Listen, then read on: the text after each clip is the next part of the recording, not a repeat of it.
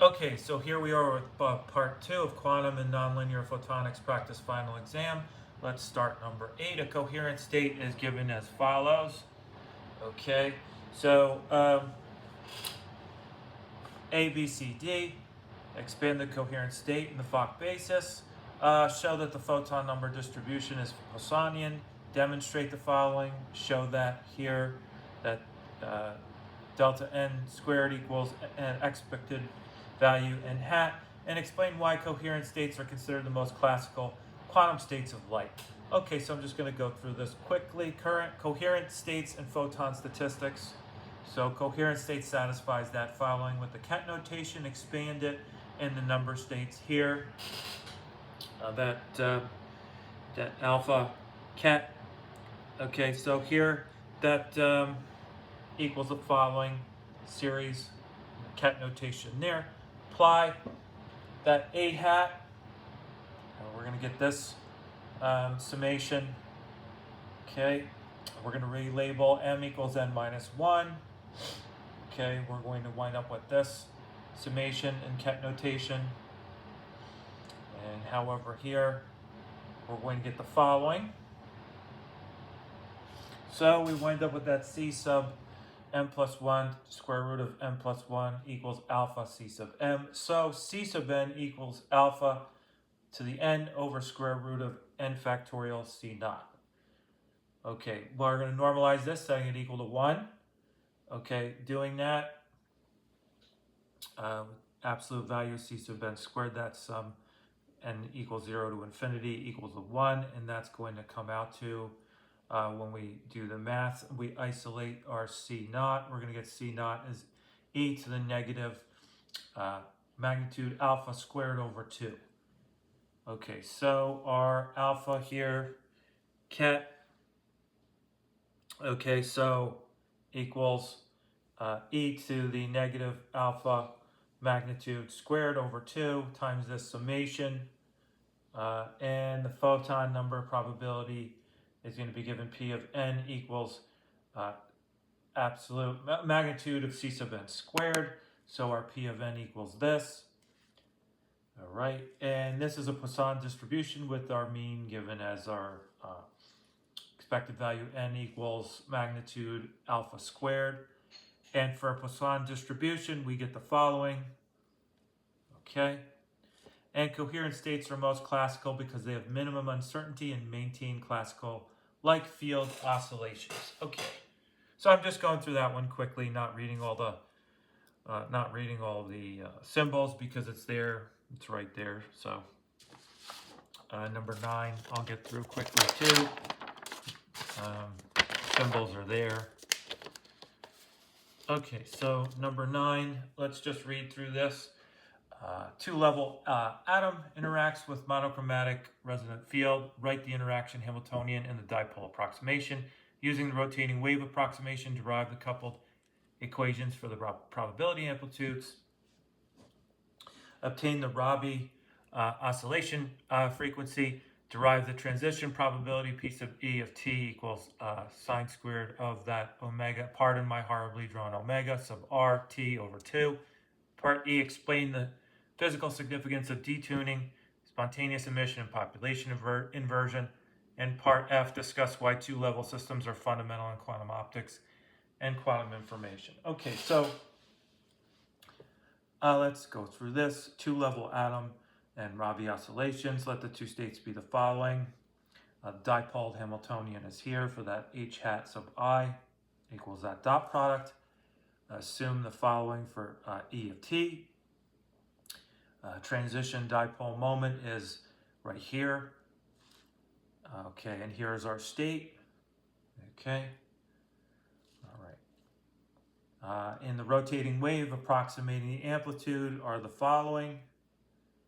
These two on the resonance, and the Rabi frequency is here for our omega sub r. I'll read this because it's not as clear that it's the dot product of d sub eg and e naught over h bar. Okay. And assuming the atom starts in the ground state, that's c sub g of 0 equals 1, c sub e of 0 equals 0. And solving the coupled equation gives the following for C sub g of t and C sub e of t. C sub g of t and C sub e of t, these following. Okay? So we're going to wind up with P sub e of t equals this. Magnitude C sub e of t squared equals sine squared of omega sub rt over 2. Okay? And just moving this a little bit backward here. For letter E, detuning is delta omega minus omega naught. For non-zero detuning, the generalized Rabi frequency is this omega sub EFF equals square root of omega sub r squared plus delta squared. Spontaneous emission is radioactive decay, given from here to here. Those are kets.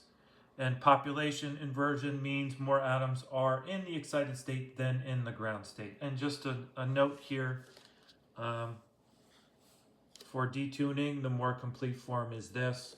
P sub E of t equals omega sub r squared over omega sub r squared plus delta squared, sine squared of the square root of omega sub r squared plus delta squared t divided by 2. Okay, and for letter F, two-level systems are central because they model atoms, quantum dots, superconducting qubits, color centers, and other quantum emitters. So that's all for, that's number 9. Let's move along now to number 10.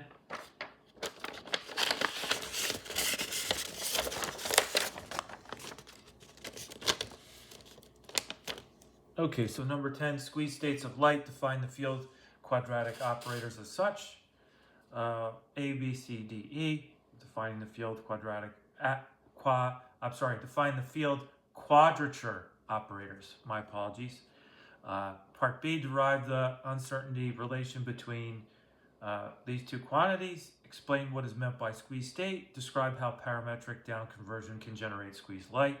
And discuss why squeeze light states are useful in precision metrology, gravitational wave detection, and quantum communication. So this is a lot of computation here. The quadrature operators are given for this x sub 1 hat and x sub 2 hat here. And using this a sub hat, comma, a sub hat dagger equals 1, we're going to compute these.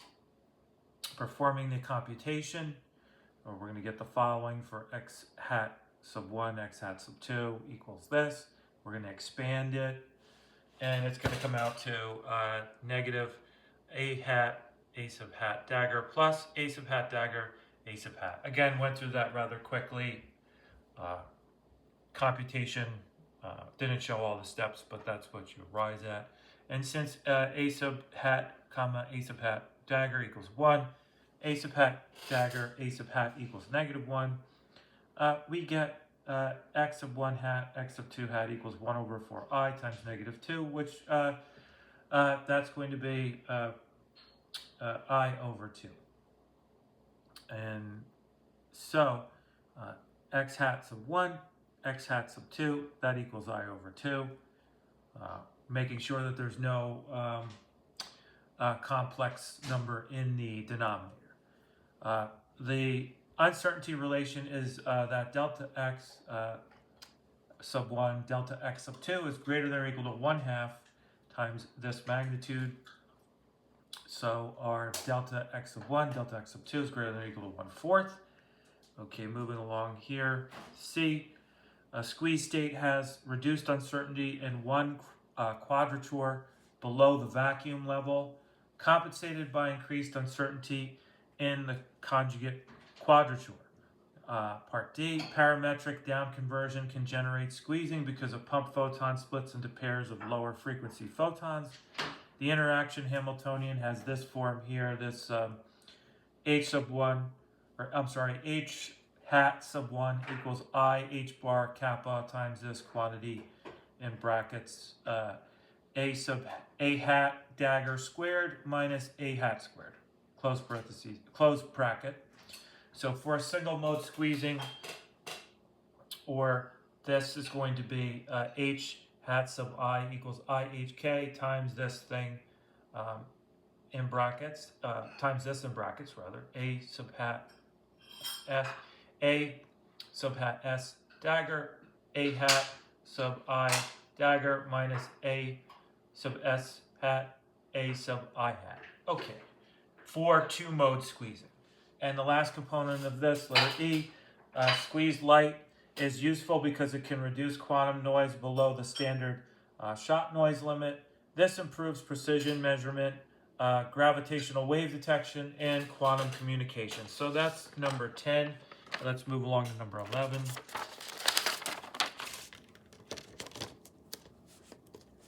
Okay, number 11. Consider a two-level atom interacting with a single quantized cavity mode. Part A, write the Jaynes-Cummings Hamiltonian. Part B, explain the rotating wave approximation using the model. Part C, diagonalize the Hamiltonian within the one excitation manifold. Part D, show that the atom field interaction produces dress states. Part E, derive the vacuum Rabi splitting. Part F, discuss the physical significance of strong coupling in cavity QED systems. Okay, so Jaynes-Cummings model and vacuum Rabi splitting. The Jaynes-Cummings Hamiltonian is given as this. Should look familiar. Okay. Here, that A hat dagger, A hat, create and annihilate cavity photons given here. That sigma hat, so plus raises the atom, and that sigma hat minus lowers the atom. The rotating wave approximation keeps only energy conserving terms. That A hat sigma hat plus absorbs a photon and it excites the atom, while that A hat dagger sigma hat minus emits a photon and de-excites the atom. Okay, so in the one excitation manifold, use the basis here. Okay, Hamiltonian matrix relative to the common energy offset is equal to this. We have that H equals H bar times this, where we have this matrix here. So where we have delta equals omega sub A minus omega sub C. And here are eigenvalues. Our E plus minus equals plus or minus H bar over 2 times the square root of delta squared plus 4G squared relative to the offset. On resonance, we have delta here equals 0, so our E plus minus equals plus or minus H bar G. The energy splitting is delta E equals 2 H bar G, and this is a vacuum Rabi splitting.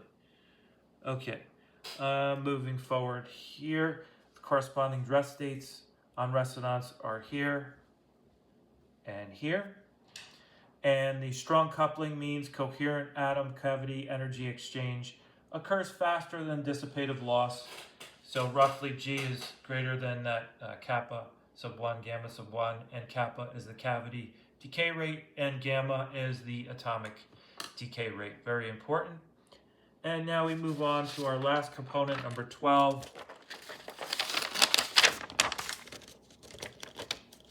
Okay, so number 12, comprehensive design in nonlinear quantum photonics. Okay, so I'll read through this first, and this will just be an overview of this condensed form.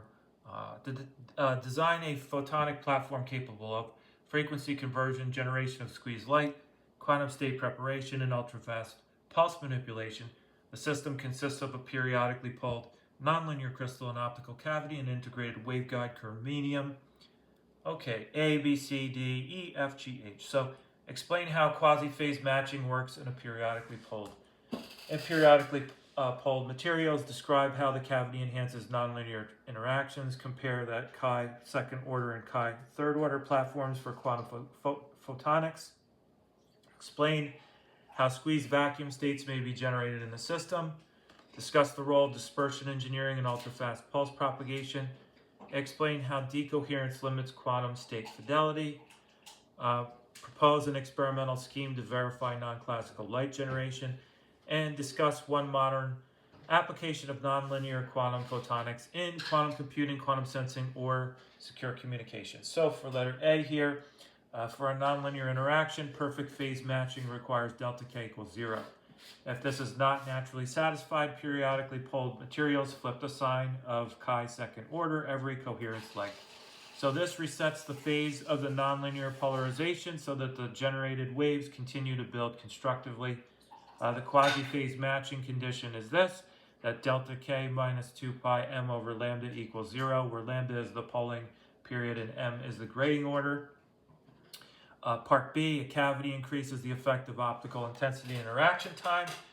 Since nonlinear effects scale with field amplitude, placing the nonlinear medium inside a cavity enhances conversion efficiency. For example, SHG scales roughly as the following, given here. I'll just put that so you can see it. The following given here. Cavity effectively increases the intracavity pump power and therefore increases nonlinear output. Okay, now moving along to second portion of this, C through F. Whoops. Okay, so here that chi second order processes include SHG, DFG, OPA, OPO, and SPDC. They are efficient in non-centrosymmetric materials. That chi third order processes include four-wave mixing, self-phase modulation, cross-phase modulation, and Kerr-comb formation. They occur in all media but are usually weaker than this chi second order effects. Chi second order platforms are often preferred for efficient parametric down conversion and squeezed light generation. Third order chi platforms are attractive for integrated photonics, fiber optics, and chip scale frequency combs. Chi third order. Okay. Part D, a strong pump in chi second order medium can derive the spontaneous parametric down conversion. The effective interaction Hamilton is given here for h bar sub I. Okay, and this creates photon pairs and produces a two-mode squeeze vacuum state given here, where R is the squeezing parameter. Okay, part E, ultra-fast pulses broaden because different frequency components travel at different group velocities. The group velocity dispersion parameter is given here for beta sub 2. Dispersion engineering shapes the waveguide geometry so that beta sub 2 has the desired magnitude and sign. And this is crucial for soliton formation, supercontinuum generation, and phase matching in integrated nonlinear photonics.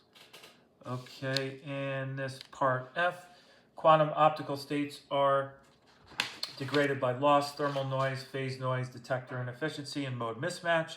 Loss transforms a non-classical state into a mixture. For squeezed light, loss reduces the observable squeezing, and for photon states, loss reduces heralding efficiency and state fidelity. Okay, and our last component here, okay, for G, H, okay. One could use homodyne detection to measure quadrature noise. If the measured variance of one quadrature is below the vacuum level, squeezing has been observed. For single photons, one may measure the second order correlation function given here, classical coherent state given here, equal to 0. A single photon source has this, that G second order 0 less than 1, and ideally G second order of 0 is 0. And letter H, one major application is continuous variable quantum sensing. Squeeze states reduce measurement noise and allow interferometers to beat the standard shot noise limit. Another application is photonic quantum computing, where nonlinear processes generate entangled photon pairs used as quantum information carriers. And a third application is secure quantum communication, where entangled photons or squeeze states can support quantum key distribution protocols. Okay, that's all for this practice exam. Hopefully it helps a bit in getting ready for exam, or just problems for fun, and my apologies if I mispronounced anything. Thank you very much and have a great day.